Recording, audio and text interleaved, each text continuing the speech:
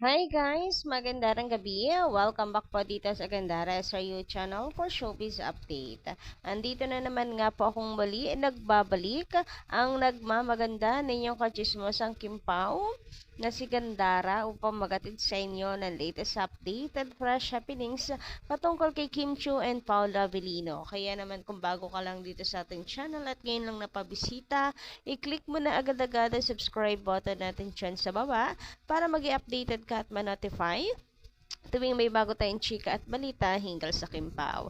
Basta mga balita na may kinalaman kay Kim Chiu and Paula Avellino, sagot na natin yan. So, eto na naman nga guys, mainit natin chika para sa gabing ito ay pumapatungkol dito po sa interview ni Paolo Avellino. For sure, napanood nyo na rin po yan. And may sinabi nga dito si Paolo Avellino na tungkol po doon sa movie. And the same time, pag-uusapan din natin ang pangbubuko na ginawa ni Kuya Ogie. Grabehan, bunot na naman po talaga. Bentang-benta na naman si Kim Chu. Grabehan yung mga family niya sa Showtime. Talagang paboritong paborito siya. But before that, bago natin yung talakayin at pag-usapan, abay dito nga po muna tayo sa mga komento ng ating mga kakimpaw fan. Kasi syempre, si Kimi, natural na po sa kanya yung pagiging kalog, bakulit, jolly, bubbly, hindi siya maarte kasi hindi siya, masiyahin talaga si Kim Chu. Kaya nga, nakikita niyo naman siguro sa itsura niya, no, na napakabagats pa talaga, napaka baby face. Kasi yan laughter is the best medicine, ika nga. Libre lang po ang maging masaya, gawin natin para din sa sarili natin. So, yan yung mga bagay talaga na nagugustuhan ni Paula Avellino kay Kim Chu at the same time, guys, parang talaga si Kim sa buhay ni Pao, nagbigay kulay. Siya yung kasi 'di ba napakaseryoso ni Paulo. So siya yung nagpupuno ng mga kulang sa buhay ni Pao. Kuy, grabehan 'yun. So eto nga sabi dito ng mga commenters natin na si Madam Elizabeth Flores agree at isa sa mga nagustuhan ni Paulo ang pagiging kalog ni Kim. Kaya sa mga gusto pong baguhin si Kim Chu ay wag na po. Yan na po ang tatak ni Kim Chu trademark. Trademark talaga ang pagkatao ni Kimi as long as naman inilulugar niya. Para naman sa akin, nasa tamang lugar. Dahil, katulad yan sa Showtime, kalog naman po sila lahat dyan. Kailangan talaga pang mag-host ka energetic. Kaysa naman sa lupaypay ka, 'di ba? So, nailulugar naman po ni Kimi yan. Sa mga interviews, pag seryoso naman, kita nyo rin naman kung paano siya sumagot no sa Tanduay. 'Di ba? Alam niya, seryosohin yung mga bagay na dapat po talaga seryoso. At kayang-kaya niya pong uh, ilugar yung sarili niya. Anyway, sabi pa dito, hala, basher ito. Oh, ehem. Ang inggit, nakakaano daw pong inggit.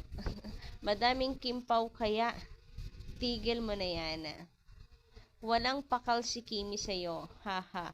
Kimi, wag ka magpahila pababa dahil hindi magpapakahila si Kimi sa'yo pababa. Ano daw? Haha, no way. Inano na lang po natin in-interpret komento ni Madam Lisa Kuwiring. Ayan, shoutout po sa inyo guys ha. Maraming salamat po sa pagtatanggol kay Kim Chiu. Kasi totoo naman po, alam ko ano rin yan, mga fan din po yan ng Kim Pao. So guys, wag na po kung fan kayo ni Kimi, alam niyo namang ganyan siya. Basta nalulugar naman ni Kim Chiu, goods lang po yan. Wag tayong OA. Sabi pa dito, okay lang yan. Bagay naman sa kanya. Kaya nga masaya kahit saan dalhin si Kim. Totoo yan. Basta kahit nandoon si Kim Chiu, biglang nagla-light, gumagaan yung atmosphere. Or ang Kim Pao. Kaya nga masaya ang lahat kapag napapanood sila.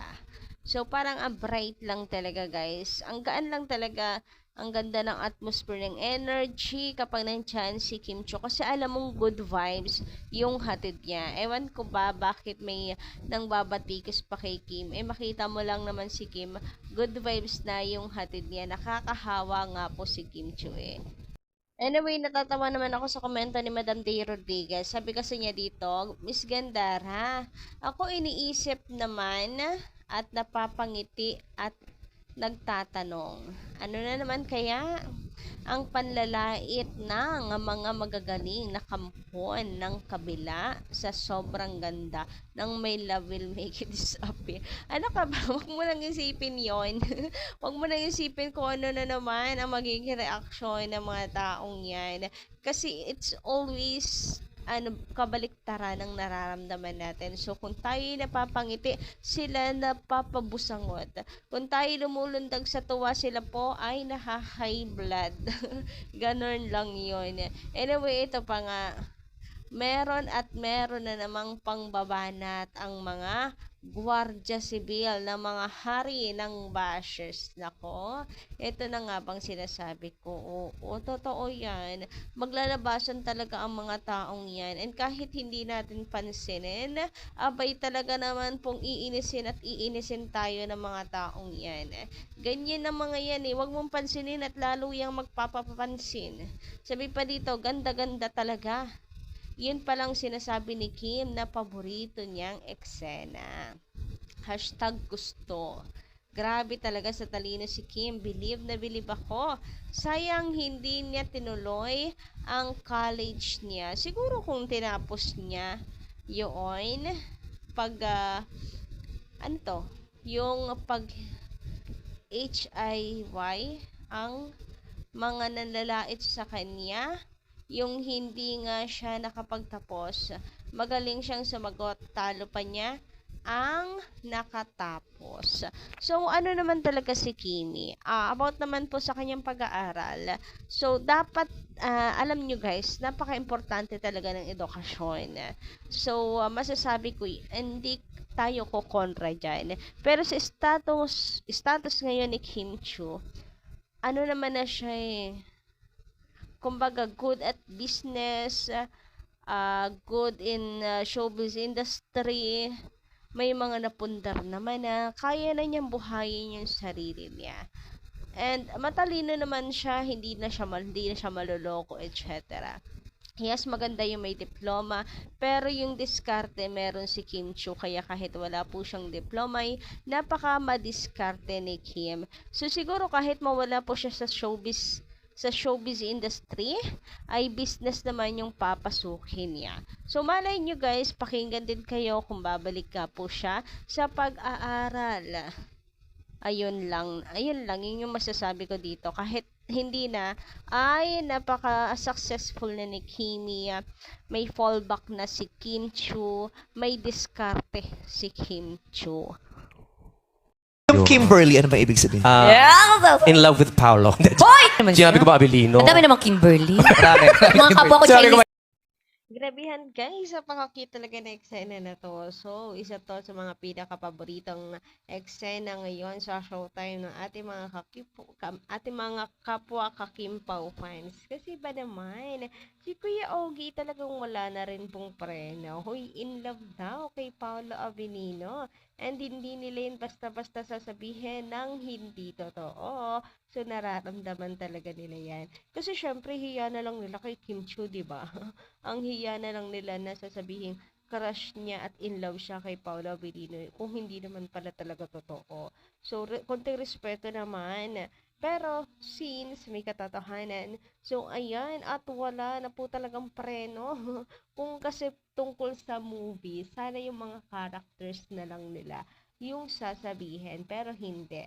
Kimberly in love kay Paolo. Huy, grabihan nga yan. Pero siya, syempre, si Kimi, may pa-segue pa ng onte. Pero yung totoo talagang, hinahayaan niya lang yung kanyang mga co-host na magsabi. Anyway, dito naman po tayo sa paboritong scene ni Paolo Avellino sa kanilang movie. Makikita mo dito talaga si Paolo Avellino na napaka-bait So, maaano mo talaga si Paolo Avellino na talagang ano po siya sa mga katrabaho niya. Talagang ito talaga yung nature ni Paolo Avellino. Yes, guys, yung puso niya talaga ay nasa trabaho. And talagang biruin nyo yun, favorite scene ha, yung tanong sa kanya.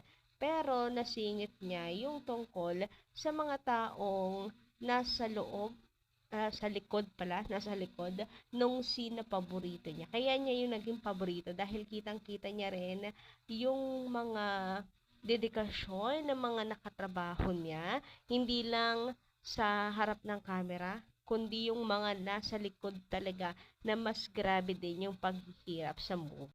So, ganyan po ang isang Paolo Avellino in real life. Talaga pong masasabi mong mabuti pong tao. Nasa tamang tao na tuloy ngayon si Kim Chiu. Huy, grabehan yan eh. Anyway, hanggang dito lang muna yung ating update. Maraming salamat kayo sa inyong pakikinig and pa-comment na lang po dyan sa baba ng inyong pong mga komento at saloobin. And please don't forget to click the subscribe button and notification bell for more updates. Maraming salamat.